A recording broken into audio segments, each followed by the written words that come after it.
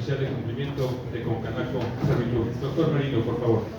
Muchísimas gracias a todas y todos. Muchas gracias, Juanfer. Y bueno, estar acompañado aquí de este panel va a ser un agasajo. Tenemos, por un lado, dos monstruos de la ciberseguridad, en el mejor de los sentidos, PC y Checkpoint, nada más. Y qué mejor que pues, por los líderes, no solo en la administración y en el management, sino en el desarrollo. ¿Se oye mejor este? Por ahora, sí, no me doy vuelta. Pero no solo en el desarrollo, sino en la operación, literalmente, de estrategias. Por otro lado, pues tenemos ni más ni menos que el responsable de ciberseguridad, ¿verdad?, de la Secretaría de Turismo Federal, que pues acá están los que hacen los productos para que nos cuiden, acá están muchos de los que son atacados. Y aquí la gran pregunta es, ¿cuándo nos van a atacar? O sea, la pregunta ya no es si me van a ciberatacar, la pregunta es ¿cuándo y cómo me van a ciberatacar? Muchos de nosotros decimos, a mí nunca me han ciberatacado. ¿Ah, en serio? ¿Nunca has recibido un correo que dice que te ganaste una herencia, tienes una abuelita que se murió en otro país, tu recibo de luz se va a vencer, un paquete que no esperas? Eso es ciberataque, pero la gente no lo contempla, la gente sigue pensando que solo las grandes entidades o las entidades gubernamentales son susceptibles de un ataque. Y eso es algo muy curioso. Mi hijo es ingeniero mecatrónico y está estudiando simulación y ciberseguridad ahí en Salle. Y el otro día platicaba con uno de sus profesores, ¿cómo lo ubican? Andrés Velázquez. Andrés fue compañero mío de la universidad y platicábamos el tema de riesgos. Y con esto yo cierro mi speech. Muchos creen que el riesgo del ciberataque es del CISO. En mi opinión, el riesgo de un ciberataque no es del CISO, es de la entidad. Y lo tiene que asumir la entidad, ya no como un tema de costo, es un tema de inversión. Inclusive, por aquí teníamos, no sé si ya se retiró, estaba el presidente de la Asociación Mexicana de Instituciones de Seguros, GAMES. Muchas aseguradoras tienen ya seguros de ciberataque. El tema es que para que te paguen, te piden una cantidad impresionante de requisitos que se debieron haber cubierto, entre ellos los diagnósticos de evaluación de riesgo, una metodología de riesgo y una implementación precisamente de un producto, puede ser un software as a service, un software de arquitectura muy específica para protección de tus activos digitales. La información, y esta es una frase que no es mía, yo la escuché en algunos foros, la información es el oro de este siglo, es como el petróleo anteriormente. Entonces cuidemos nuestros datos y cuidemos nuestra información personal. Le voy a ceder la palabra primeramente y me gustaría arrancar con una pregunta. Les explico un poco cómo voy a llevar el panel. Le voy a hacer una pregunta muy concreta a nuestro especialista de la Secretaría de Turismo. Posteriormente cederé la palabra a nuestros dos especialistas en ciberseguridad. Y en el momento que nuestras autoridades lleguen, pues las incorporaremos para su presentación.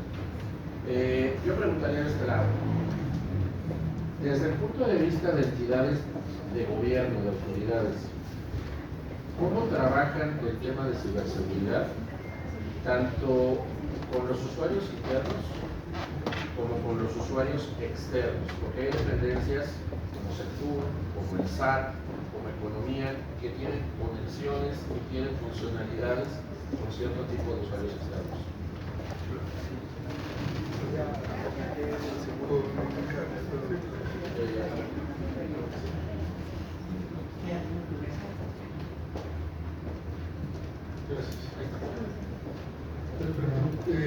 Nosotros no clasificamos como usuarios internos y externos. Clasificamos por el tipo de datos que estamos usando. En específico, los datos sensibles, los datos personales son los que básicamente cuidamos. Afortunadamente, el gobierno ha habido un gran avance. Ya contamos con el Protocolo Nacional de Respuesta de Incidentes. Ese protocolo es un protocolo homologado para toda la Administración Pública Federal y es una guía de paso para tratar incidentes que también, como bien dices, nos ayuda a clasificar. Yo no lo veo como algo difícil, quizás es porque también soy lead auditor del ISO 27000 y de otras certificaciones, pero es solamente catalogar y prevenir. La ciberseguridad En mucho se trata de una cultura de tener las cosas ordenadas y saber qué vas a hacer cuando hay un ataque. En este caso, nosotros tenemos muy bien clasificados qué datos está cada uno de nuestros programas, qué datos está trabajando cada uno de nuestros software. Sabemos qué podría pasar, cuáles son los riesgos de cada uno, cuáles serían las vulnerabilidades de ellos. Naturalmente, la ciberseguridad es algo que va evolucionando cada día, no se puede tener al 100% mitigados todos los riesgos, sería imposible operativamente, pero mientras uno sepa dónde están las vulnerabilidades, qué es lo que pone en riesgo dicha vulnerabilidad y qué pasos vas a seguir, estás básicamente del otro lado. Muchísimas gracias. Doctor Nieto, bienvenido a la mesa. Y llegó en el momento esperado, porque estamos hablando acerca de la introducción de la ciberseguridad para principalmente la pyme. Tenemos una presentación, entonces si me pudieran ayudar a colocarla, el doctor Nieto, por favor, si son tan amables. Por favor, doctor.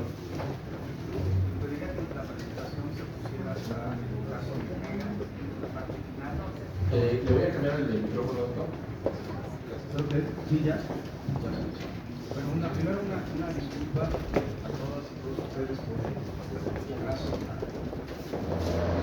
Previo me decidió llegar a tiempo y la cosa no va a hacerlo. En el fresco a los ponentes había una sincera experiencia no haberlos escuchado. Sí, Vamos a empezar. pero a ver, primero, ¿qué te plantearía? Estamos viendo una serie de ataques, sobre todo en el ámbito de lo interinstitucional, por un lado, de lo empresarial por otro, y de la parte individual por otro. Hay que decir, la Asociación Mexicana de Ciberseguridad da datos de 137 mil millones de intentos de ciberataques de enero a junio de 2022. Estamos hablando que hay un incremento del 50% y que México fue el país más atacado de la región, después fueron seguidos de Brasil, bueno, en el caso de México, 85 mil millones de pesos. Debo decir que cuáles serían las líneas. La primera línea es el correo electrónico, toda la parte de phishing, y ahí hay un tema que hay que analizar, porque en el caso particular de Estados Unidos, a través de los mismos México Commerce hay posibilidad de que se detenga el flujo de recursos de Estados Unidos o de Canadá a México. México puede al sistema financiero congelar los recursos y regresarlos. Esta práctica es la llegada del correo electrónico, donde se pide que se ingrese una liga y a partir de ahí por el año se hace el ataque, sobre todo el vacío de las cuentas, tanto de crédito como de débito de las personas. Debo decir que, por supuesto, tenemos el problema de ransomware y, por supuesto, el tema de los terceros y de las cadenas de suministros. ¿Qué se está planteando como una posibilidad real? A nivel empresarial, lo que más está sucediendo son los malware, el ataque a los servicios financieros y, por supuesto, los ataques contra las cadenas de suministro. Y el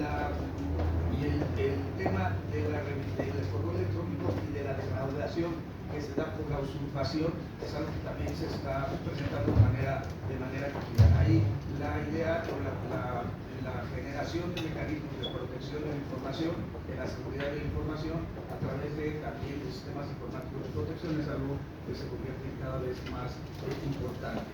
El tema, por ejemplo, de la prevención contra troyanos se ha convertido en un asunto relevante para evitar este tipo de ataques.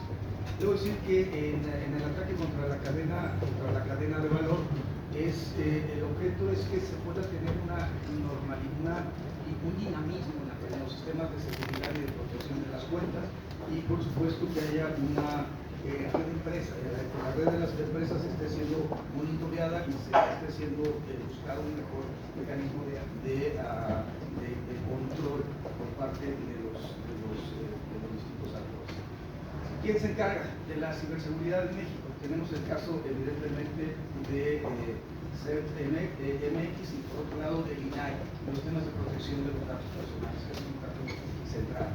Parte de la habilidad o del reconocimiento de los sistemas financieros a nivel global, el movimiento de los grupos de Corporación Financiera Internacional, en sus 40 recomendaciones también obliga a la generación de mecanismos de control, a la generación de nuevas, las recomendaciones 15 y 16, particularmente hablar de transferencias financieras seguras y por otro lado de las nuevas tecnologías, y ahí particularmente el tema de los activos virtuales se convierte en un tema central de discusión. Y por otro lado, bueno, y en el tema particular de la protección de los datos, eso también es un tema importante, que no se estén perdiendo los datos que puedan poner en riesgo vulnerabilidad a una persona. ¿Cómo estamos en mejores prácticas? Yo creo que las mejores prácticas, bueno, México es el país 26, mejores prácticas, está muy por debajo de Polonia, muy por debajo de Australia, muy por debajo de Estonia, que son los países más desarrollados en esta materia. Por ejemplo, en Estonia, el sistema electoral es un sistema que se da a partir de medios informáticos. La gente ya no vota por internet, vota por una electrónica, ya no votan en papel, como lo hacemos en nuestro país, y ha sido un sistema pues, absolutamente confiable. De hecho, Brasil estableció este modelo de las urnas electrónicas, y ahí el tema de si había vulnerabilidad o no. Al momento no se ha acreditado. Habría que ver qué pasó en Venezuela en las elecciones pasadas, pero al momento Brasil o Estonia, países que han estado generando estos modelos, han tenido los sistemas informáticos de protección. Si la urna es una urna electrónica, no tiene acceso a internet y por tanto no hay un riesgo de vulnerabilidad. Si las urnas, el voto es un voto por internet, entonces el sistema tiene que generar los mecanismos para poder proteger. El único caso en donde México ha habido un caso de defraudación fue Chiapas en una elección de 2015, en donde el propio sistema, pero es un tema de corrupción, en realidad. El sistema tenía vulnerabilidades y la verdad es que fue una elección en la cual hubo 16.000 registros. De esos 16.000 registros, 16.000 resultaron falsos en datos del registro federal de electores, y de los 10.000 votos votaron 3.000 por un partido político, 3.000 por otro, más no ejercieron su voto, y fue una elección rara donde hubo 14 votos, creo que por Movimiento Ciudadano, por Morena, nadie votó por el PRI, por el PAN, por el PRD, lo cual era raro para una elección del año 2015. Y cuando se empezó a revisar de dónde venían los votos, y venían de Bielorrusia, de Cabo Verde, de lugares. Ahí el problema fue que las direcciones VPN movían en el sentido, el origen del voto. Resultó que en realidad 2.000 votos salieron de las propias instalaciones del Instituto Electoral de Chiapas. Por supuesto, la elección, claro, el dueño de la empresa era el primo del diputado que ganó. No pasa en México, pero en realidad, por supuesto, el diputado tuvo que dejar el escaño en razón de que había una organización fraudulenta atrás, pero no fue un tema de ciberataque, más bien fue una defraudación generada desde dentro del propio sistema. Entonces, buenas prácticas se han planteado, entre otras, por supuesto, los temas que tienen que ver con la integridad de la información, los temas que tienen que ver con la confidencialidad de los datos, y por supuesto los temas de negación de servicios cuando existen dudas respecto a la operatividad. Y hay propuestas, pues ha habido muchas. Limitar el acceso de información a todas las apps, se deben generar contraseñas dinámicas, la idea del almacenamiento en la nube de red y a nivel local, verificar las conexiones de Wi-Fi, el uso de las VPNs, y sobre todo entender un poco la criminalidad que se da en esta materia. ¿Qué tenemos como? Cuando tuvimos la pandemia, hubo un enorme incremento en el empeño. O sea, la gente iba a empeñar sus bienes por la falta de recursos. Hubo incremento en la pornografía infantil, en la trata de personas vía acceso a internet. Hubo, por otro lado, se aumentó la ciberdefraudación, desde prestación de servicios hasta venta de productos milagro, la idea de que se vendían algún determinado producto químico que mataba el COVID. Es decir, hubo una serie que fueron ventas a través de las redes sociales, a través de internet. Y en ese contexto, un tema será evidentemente la prevención a través de la difusión de información. Un segundo punto también tenía que ver con entender el modus operandi de estos grupos.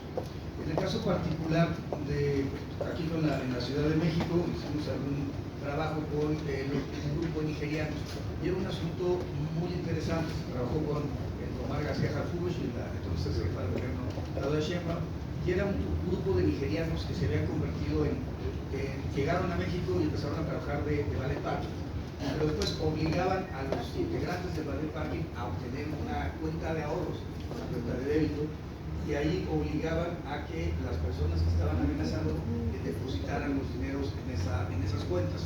Y en un sistema escalonado, cada persona, para garantizar su seguridad, tenía que contactar a 2 personas abajo que generaran las cuentas.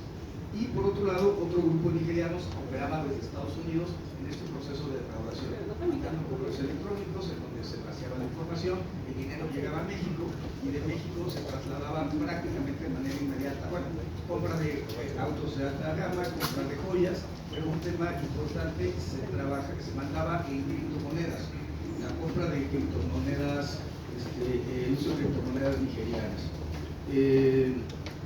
Tanto bitcoins como Suga Coins, era la primera criptomoneda originaria de África.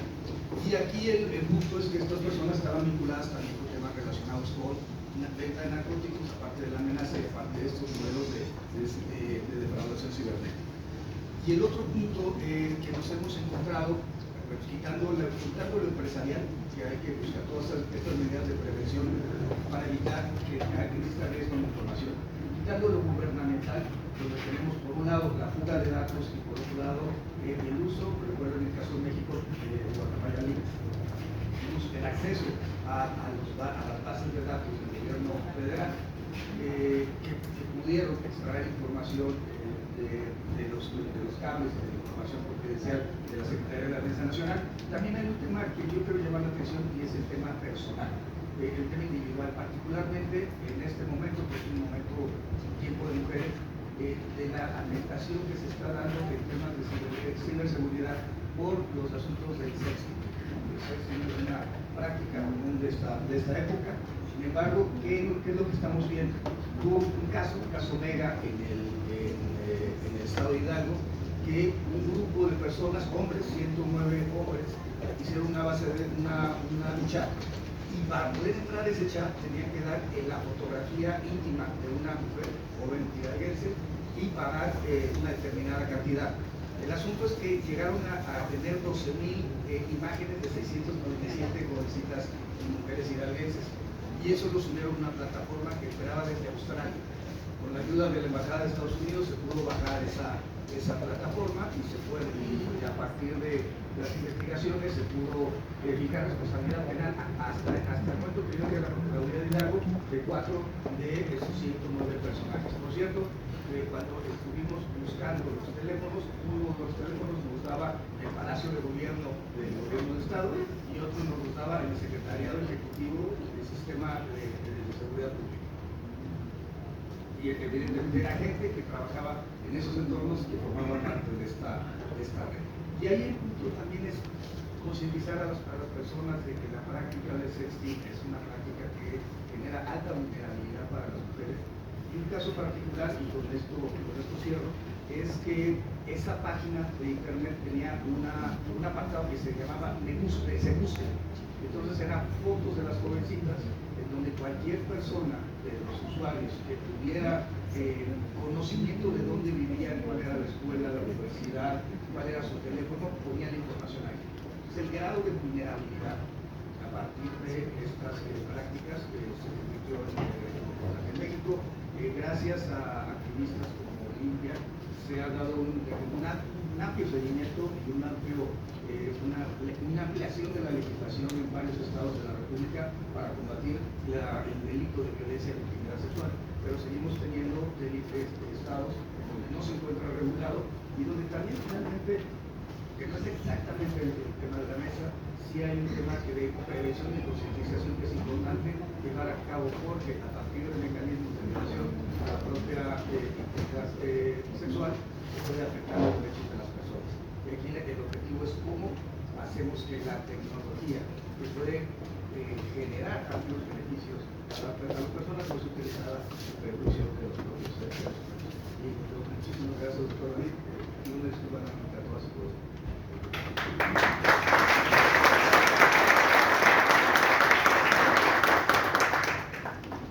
Muy interesante.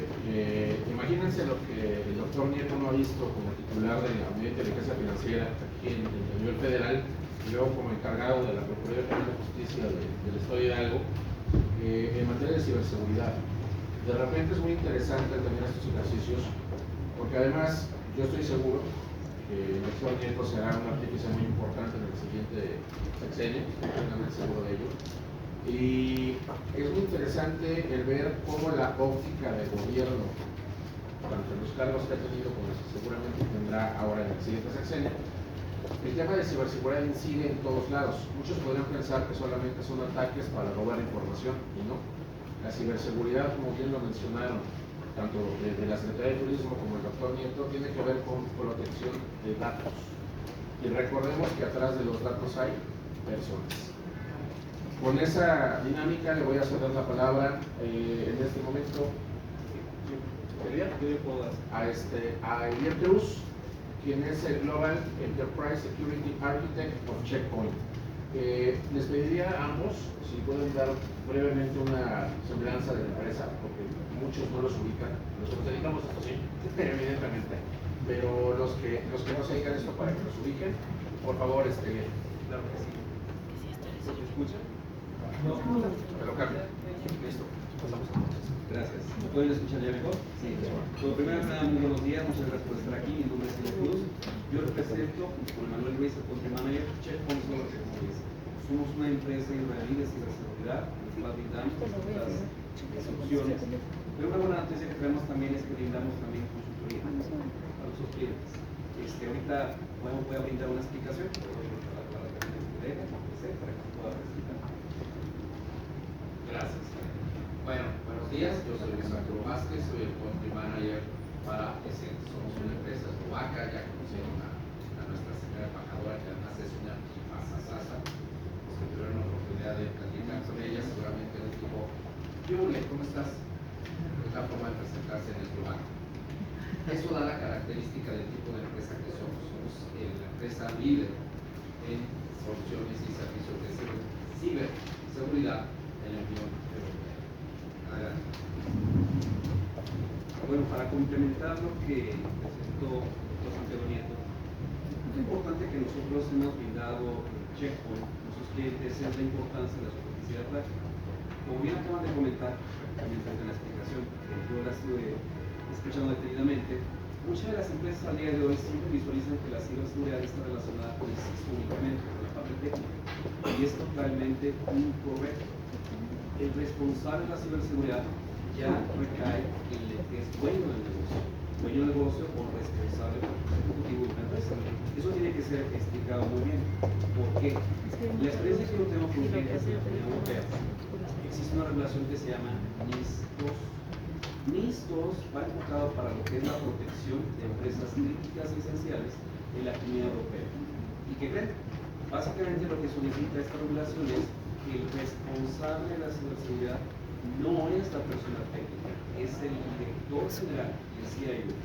Pues fundamentalmente si la empresa no cumple con implementar, por ejemplo, gestión de riesgos, reporte de incidentes, evaluación de la superficie de ataque, intercambio de información, por ejemplo, con otros países, verificar, por ejemplo, las aplicaciones, brindar lo que es protección de datos, entran en un incumplimiento y las penalizaciones están rondando ahí entre el 7 al 10% de la facturación global de la empresa.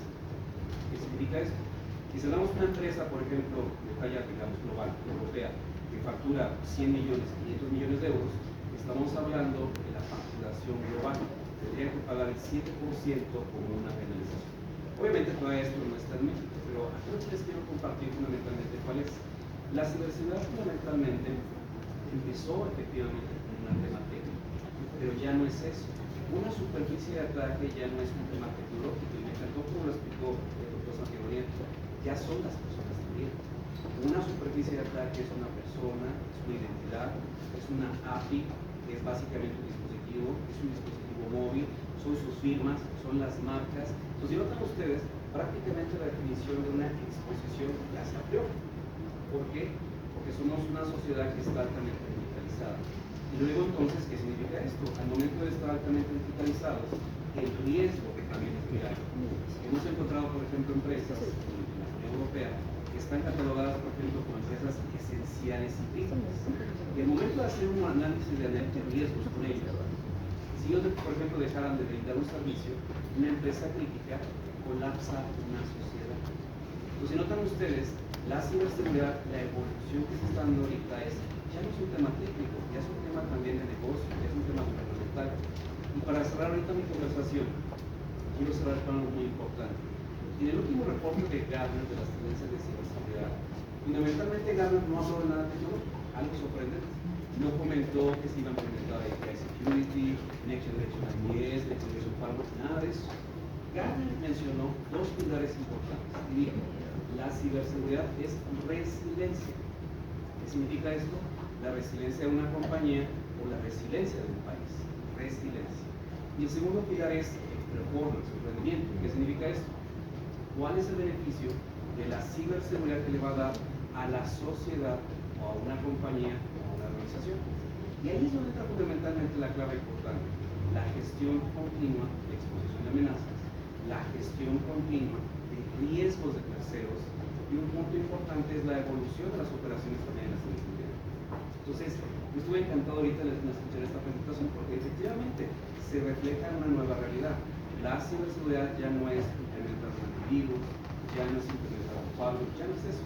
Es implementar un modelo correcto de gestión de riesgos para implementar los controles tecnológicos, pero no solamente tecnológicos, implementar controles administrativos y entrenamiento también a la gente que tiene que proteger a sus datos. Les doy la palabra a mi colega. Gracias. Bueno, a mí me gustaría empezar con un tema de ciberseguridad. Todos entendemos que es ciberseguridad. Alguien me dirá, oye, Luis, esto es ciberseguridad, como por decir, es una botella de agua, ¿no? Todos lo entendemos y lo vemos claramente. Bien. ¿Podrían con algo rápido? ¿Quiénes de ustedes tienen una solución de ciberseguridad en sus teléfonos? Por favor, levanta la mano. Porque, ¿sabes? Hablábamos de vectores de ataque. Todos los que no levantamos las manos somos vectores de ataque. Lo sabemos en nuestras empresas, sabemos qué tenemos que hacer, quién es el responsable de estos temas de ciberseguridad. ¿Qué estoy haciendo con temas de compliance? Estoy cumpliendo con todas las leyes. Sé lo que mi representante legal tiene que hacer cuando encuentran que el desarrollo está haciendo mal uso de datos de la empresa. Nos podemos preguntar, sabemos cómo responder. Eso es ciberseguridad al final del día y es parte de lo que nosotros como empresas podemos proporcionarles a ustedes y al gobierno y a las instituciones. Este tema de compliance o de leyes, que algunas son extraterritoriales. Por ejemplo, si yo soy dueño de un hotel y tengo un huésped de la Unión Europea, tengo que hacer válida la ley europea de protección de datos. ¿Lo sabemos? ¿Cómo lo resguardo? ¿Cómo estoy teniendo a bien resguardo y a bien uso este tipo de datos? Seguramente hablaron hace ratito Jimena o Juan Enrique del tema de seguros, inteligencia artificial, cómo comprar un seguro de ciberseguridad. ¿Sabían ustedes que únicamente el 27% de las empresas en México tiene un ciberseguro? Y como ya bien lo decía David, ¿cuántos de nosotros estamos implementando esas políticas de ciberseguridad? ¿Sabían que los controles de nuestras teles inteligentes nos están escuchando?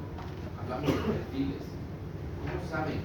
Ustedes están comiendo un domingo en sus casas y están platicando de sus próximas vacaciones en Acapulco. Mágicamente entran al Facebook y les empiezan a mandar información. ¿Está resguardada su información? ¿Sabemos cómo hacerlo?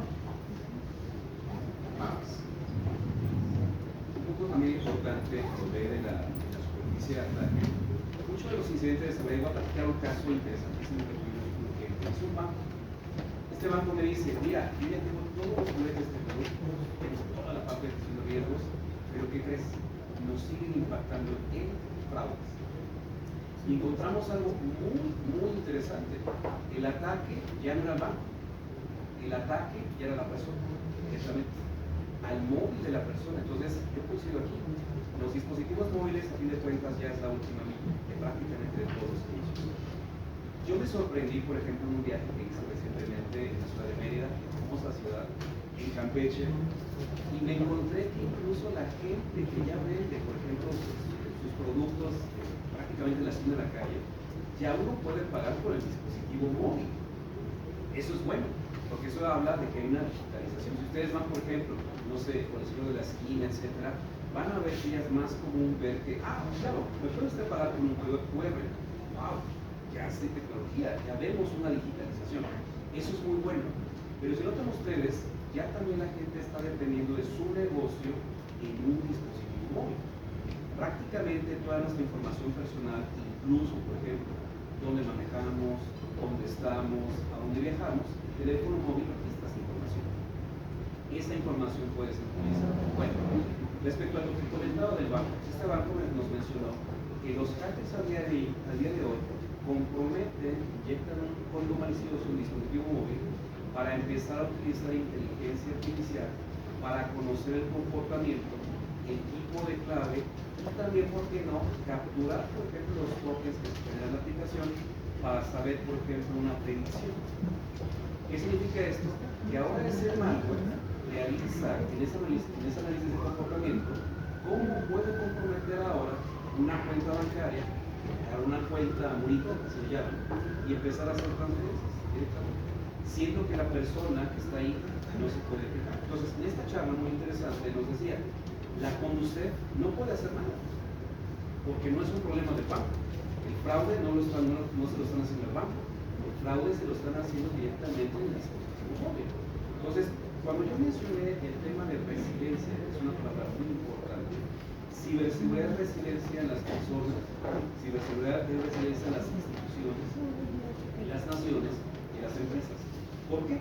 Porque si ustedes tienen, por ejemplo, un ataque y se compromete una cuenta bancaria, prácticamente pueden vaciar todo su dinero y no pueden ustedes, por ejemplo, reportarlo. O si lo reportan a la Conducef, va a decir, lo siento, el banco no puede darle atención o no aplica el seguro bancario. ¿Por qué? Porque pues, se le comprometió es a usted. Ve la importancia de la ciberseguridad.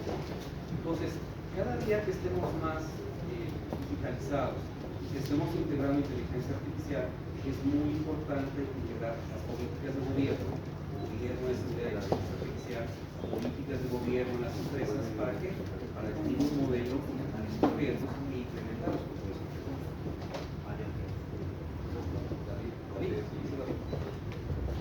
Yo tendría aquí una pregunta que me gustaría hacerle a los cuatro.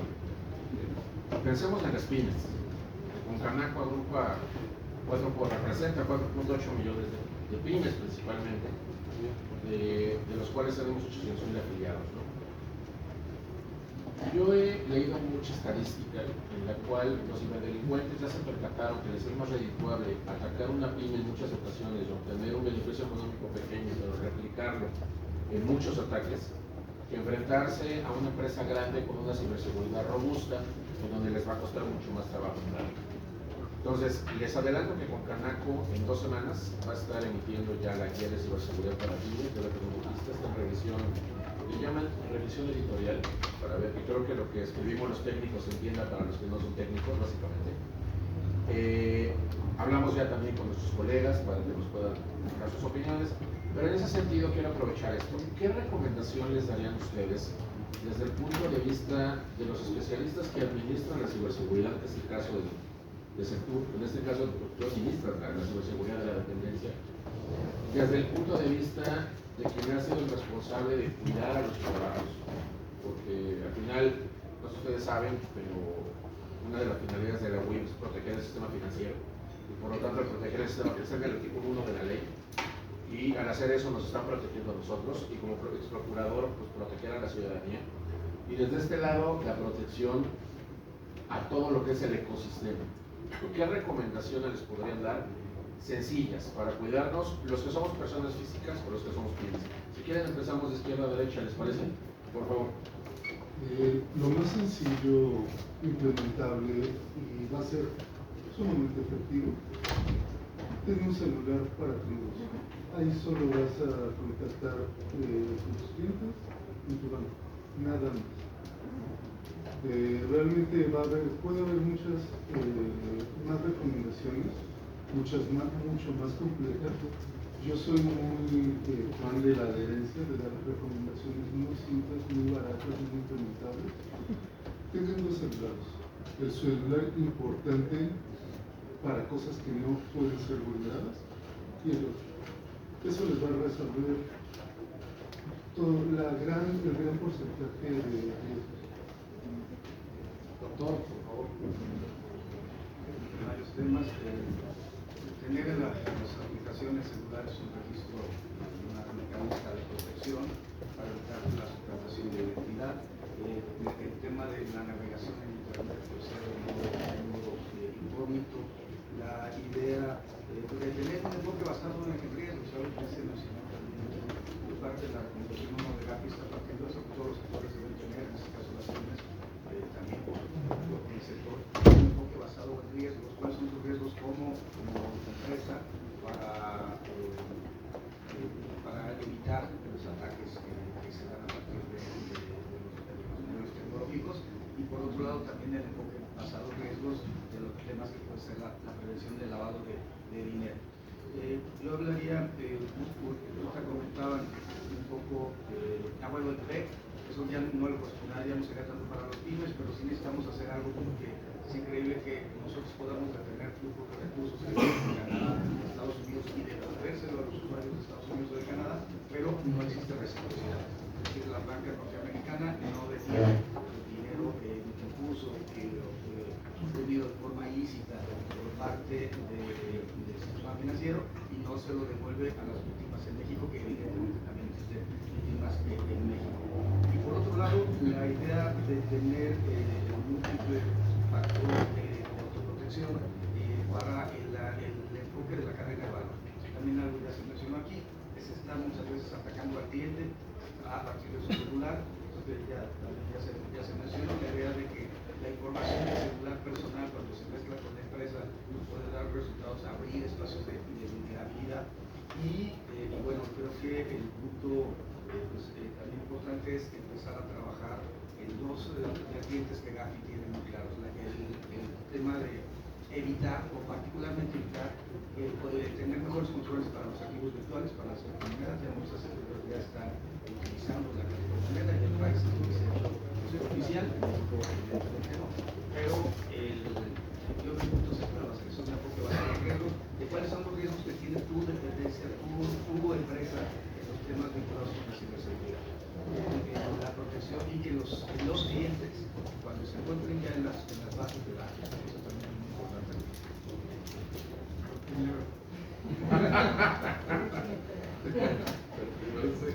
Damos la bienvenida a la doctora Carla Jonge, consejera electoral del INE. Bienvenida, doctora.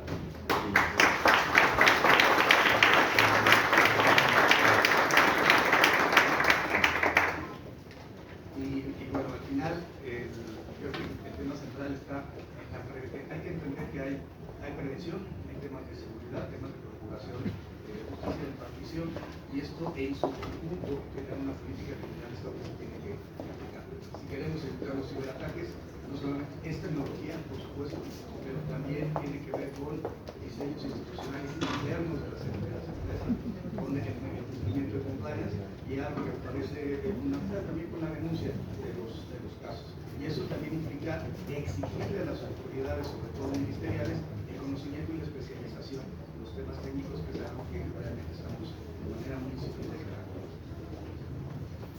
Gracias. Les adelanto también que... Gracias. Les adelanto también que con Canaco está dando ya un convenio para capacitar a través de la Fiscalía General de la República, y en este caso vamos a trabajar con la Fiscalía de la Ciudad de México, junto con la Academia Mexicana de Derecho Digital, capacitación en materia digital para ministerios públicos.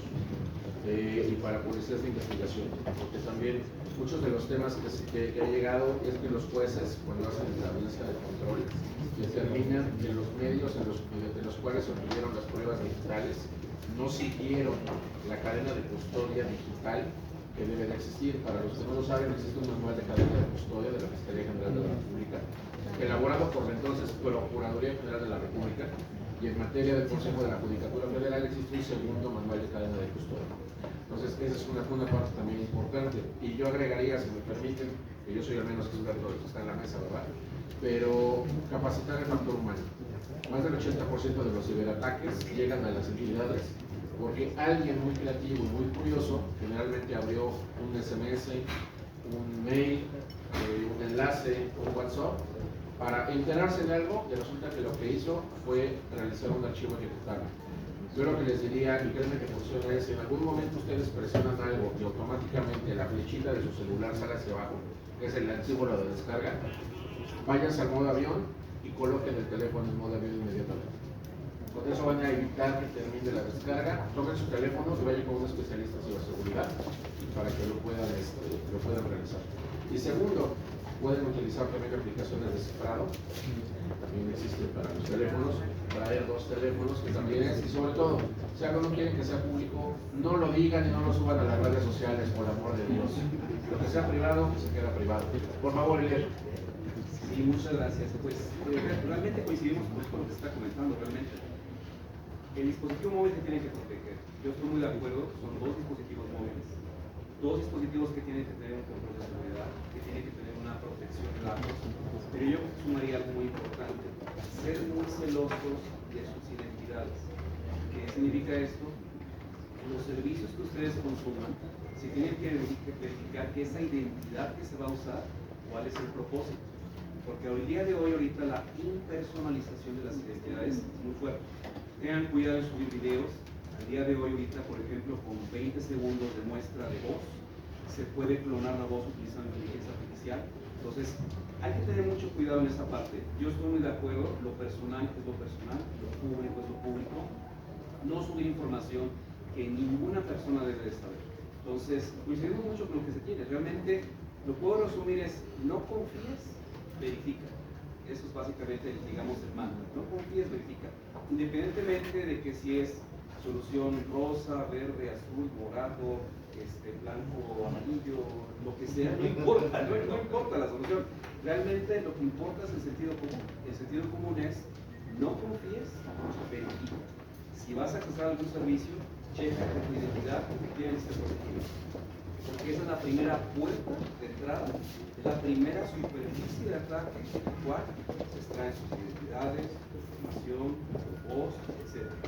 Hemos tenido casos que hemos detectado en los cuales, incluso con el video, se puede hacer impersonalización de los medios públicos y en el cual puede llamar, por ejemplo, a una oficina, dar una instrucción y no hay un proceso de autenticación. ¿Por qué? Porque habla el ejecutivo, habla el director general, habla el secretario, habla, por ejemplo, X persona. No hay una forma auténtica. Entonces sí hay que tener muchísimo cuidado en sean celosos con su identidad, fundamentalmente. ¿Puedo hacer un comentario? No, porque está en general, porque no nos va a dejar mentir el general Valencia. Hay protocolos. En el ejército existe la jerarquía y los protocolos por algo. O sea, no nada más es porque se les ocurrió. Si ustedes han visto películas en el cine en la cual de repente dicen, haga esto, se voltea el subordinado y le dice, pues es que usted no es la persona que me puede solicitar eso, o necesita identificarse para yo saber que usted es usted. Tú podrás decir, oye, ¿quién es subordinado? Pero la realidad es que los protocolos existen para dar certeza y seguridad en una cadena de mando, para eso existe la cadena de mando. Y eso falla mucho en las empresas. En las empresas hay alguien que se les vive la cabeza haciendo un protocolo, que está perfectamente estructurado para que cuando lo operan, no lo sigan. Entonces, la realidad es, establezcan protocolos, cadenas de mando y sistemas de verificación. ¿Sí? Eso que ustedes ven en las películas es cierto, que me dicen, ¿quién puede cancelar la orden? Pues nadie, porque el protocolo dice que así es. Y al jefe de esa unidad le enseñaron que una vez que se activa ese protocolo, no le hace caso ni al secretario. Entonces, ¿a qué es a lo que voy? Sigan y implementen protocolos estructurados con independencia, como dice Lier, si la solución es rosa, sus cabellos, ¿verdad? O si es verde con blanco, con amarillo, que es ese, o la que ustedes quieran. Ahora, este tipo de empresas, yo sí lo voy a decir, sí, yo se las recomiendo por una razón. Ellos tienen un antecedente de ciberataques que no había tenido México. El pueblo israelí y el pueblo eslovaco, en particular, tienen unos antecedentes de geopolítica muy particulares que han hecho que tengan que vivir cuidándose de todos. Entonces, las soluciones que ellos tienen, no estoy diciendo que los demás no sirvan en absoluto, pero son muy particulares y viven muy actualizados por ese mismo tema. Por favor, Luis, Sí, para concluir. gracias, David. Bueno, particularmente mi recomendación sería concientización. Creo que esa es la palabra clave para todos los que estamos aquí. En ESET tenemos dos iniciativas, una llamada México Ciberseguro, en la cual en diferentes estratos, en diferentes funciones, participamos exactamente en este tema de concientizar cómo usar un teléfono, cómo hacer políticas de seguridad, qué es lo que tiene que hacer un CISO. Entonces vamos desde Digipales, que es otra iniciativa que nosotros tenemos como empresa, que va de charlas hacia los niños.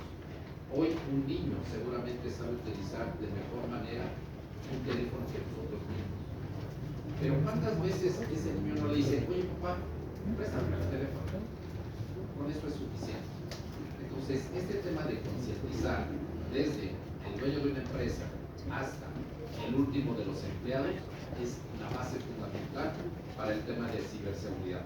Como bien lo decía yo, si nosotros tenemos cualquier solución de ciberseguridad, pero el factor humano no está capacitado, no sirve para nada.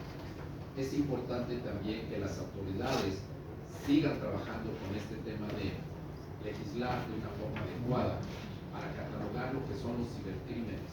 Hoy no están perfectamente catalogados. Excelente noticia, David, esta que nos dices de empezar a trabajar con los impartidores de justicia, porque muchos de ellos ni siquiera saben de qué les están hablando. Entonces, es importante que nosotros como empresas estemos al pendiente de este tema de concientización.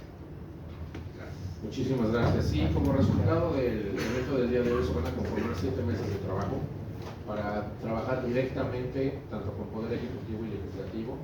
Una de ellas es ciberseguridad y ciberdefensa. Ojo, no es lo mismo, aunque incide. Y se va a trabajar obviamente en desarrollar un proyecto de ley federal de ciberseguridad. Algunos siguen pensando que debe ser una ley general, yo lo más complejo que sea general, pero en realidad yo creo que el resultado va a ser una ley federal. Ya se tiene la versión 2.0 de una que presentó el diputado López Casarín en su momento, la versión modificada, la final, porque esa fue modificada, que probablemente se tomaría como guía, ¿no? También está la de la diputada Juanita Guerra. Se tiene el tema de inteligencia artificial, el cual va a ser el proyecto de ley presentado por el senador Monreal, que es próximamente diputado, y que también probablemente continúe esa iniciativa a su trámite. Se va a trabajar también en materia de economía digital, con todo lo que aquí hace con Canaco, a través de la vicepresidenta de Filipe Uneller, y trabajar en todo el tema de economía. Tenemos la mesa de criptoactivos, tenemos la de regulación digital, tenemos dos más, que una es la de gobierno y ciudadanía digital, para todo esto de la Agencia Federal de Innovación Digital, que ya anunció la presidenta electa, y me faltaría la de FinTech, que también es para la inclusión financiera. Y estamos trabajando, estamos impulsando también ya algunos temas con la Secretaría de la Función Pública. Nuestro presidente, el doctor Octavio de la Torre, se reunió con la maestra Raquel Buenrostro para ver algunos temas digitales en materia de combate a la corrupción, y pues el tema de la ya anunciada Agencia Federal de Anticorrupción, en la cual también sabemos que el doctor Nieto ha participado ahí en algunos temas, para poder ayudar. Recordemos que para estos temas de corrupción se necesitan dos, y forzosamente nosotros como sector privado somos muchas veces el dos. Entonces, desde el punto de vista digital también lo estamos haciendo. Juan Fernando, nuestro consejero, tendrá algunas palabras de cierre de mesa. Por favor. Muchísimas gracias. Yo creo que esto es un gran aprendizaje porque pues nuestra vulnerabilidad existe todo el tiempo. Quiero agradecer a el doctor Santiago Nieto. Santiago, de verdad qué gusto que estés aquí en esta tu casa, en Concanaco Servitur. Gracias por esta gran exposición que nos has dado el día de hoy. Quiero agradecer a todo el presidium que también nos compartió todas estas enseñanzas, sobre todo todas estas precauciones que debemos de tener como usuarios. Quiero decirles que los engaños cibernéticos, por muy sencillo que se vean, están a la orden del día. Yo quiero comentarles que a mí, a lo mejor una vez a la semana, una vez cada 15 días, me hacen un clon de mi Facebook o de alguna de mis redes sociales. Incluso yo quiero comentarles que yo tengo contacto directo con las personas de Meta, pero el mismo Facebook dice que no está vulnerando mi identidad, siendo que sacan mi foto, siendo que sacan mi nombre, siendo que sacan la foto de mi familia. ¿Y qué hacen con esto? Pues mandan mensajes haciéndose pasar, y muchas personas, pues por pena, por desconocimiento, sí caen en todas estas defraudaciones. Y esto es lo mínimo, porque esto puede escalar a fraudes mucho más importantes que una simple petición de dinero. Entonces sí, seguir todos estos consejos es muy importante. Entender, yo no entendí, por ejemplo, lo que dijeron de tener 2 celulares o 2 números, o 2 equipos. Muchas gracias. Bueno, para ahondar, lo mismo que a usted le acontece, le pasa siempre a el licenciado, es algo muy común. Pero en específico, la idea es esta: lo que sea totalmente privado y valioso, manéjelo en un celular físicamente separado al resto. El resto, sí, físico, 2 literalmente como Dos equipos. y el otro, amistades, Instagram, Facebook, todo lo demás en el otro. Y ahí sí hay que ser celosos, pero puede ser un poquito más relajado, un poquito más personal.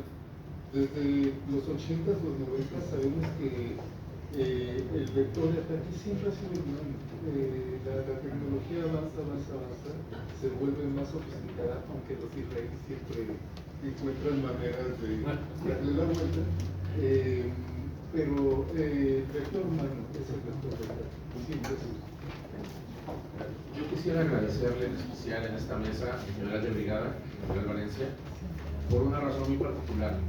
La Guardia Nacional tiene el CERT, el Centro de Respuesta a Incidentes Cibernéticos y Tecnológicos, y la Guardia Nacional va a estar adscrita al Ejército Mexicano. Eso es lo que está en la propuesta precisamente de reforma. Y por lo tanto, quien va a estar a cargo de la seguridad digital de la Guardia y por tanto del CERT, pues va a ser el Ejército Mexicano. Entonces es una labor más de seguridad para nosotros como pueblo. Al final del día podemos estar de acuerdo o no con la propuesta de iniciativa, pero es lo que es. Y finalmente pues es el ejército que va a tomar el control del CERT a través de la adscripción de la Guardia Nacional a las unidades del ejército mexicano. Entonces, general nuestro reconocimiento y tiene el apoyo de Concanaco Servitur para el apoyo. Nosotros como Concanaco tenemos relación directa con el CERT también para temas de cibernéticos. Tenemos un observatorio de seguridad que está en nuestras 257 cámaras y 600 delegaciones de 1857 municipios. Y cuando se da un tema de ciberataque, yo les digo, acudan a sus cámaras. Las cámaras nos informan a nosotros, a la vicepresidencia a mi cargo, que es la ciberseguridad, y dependiendo del incidente, nosotros podemos acudir con las policías cibernéticas de los 32 estados, bueno, son estados, van a regañar, de las entidades federativas, más el CERT, que es el federal, para poder trabajar en la parte de la solución del ciberataque. Muchísimas gracias. Me permito también mencionar que la asesoría del CERT es maravillosa. Nosotros hemos tenido algunos incidentes que han tenido que ser escalados al CERT, y créanme que su acompañamiento ha sido fundamental en resolverlos de la mejor manera. Y de la misma forma, el Grupo Mandrake de la Ciudad de México, que es la Policía Cibernética de la Ciudad de México, hace un trabajo muy bueno. Por favor, no duden en acercarse con ellos o nosotros y los orientamos para que puedan estar acompañados. Muchas gracias, David. Pues muchísimas gracias a todas y a todos ustedes. No sé si hay alguien de la mesa que quiera agregar algo. Entonces damos por terminado esta conferencia. Muchísimas gracias, Miriam, nuestra Miriam, para que me acompañe a darle algunos obsequios por parte de nuestro presidente local de la Torre. Si no duda, aquí están, pero si no me ayudas, David, me ayudas por favor. Y de verdad muy agradecidos por compartirnos todos estos conocimientos para la protección de nuestras personas y de nuestras familias. Un solo día con el robo de identidad. Quiero decirles que el día 31 de diciembre a las 12 de la noche me llega una alerta de parte del buró de crédito que están pidiendo crédito por todas partes a mi nombre. 31 de diciembre, al día siguiente era 1 de enero, era imposible pues ver hasta en dónde y etcétera, pero de verdad somos muy vulnerables, por eso protegernos lo más que se pueda. Muchísimas gracias. Muchas gracias.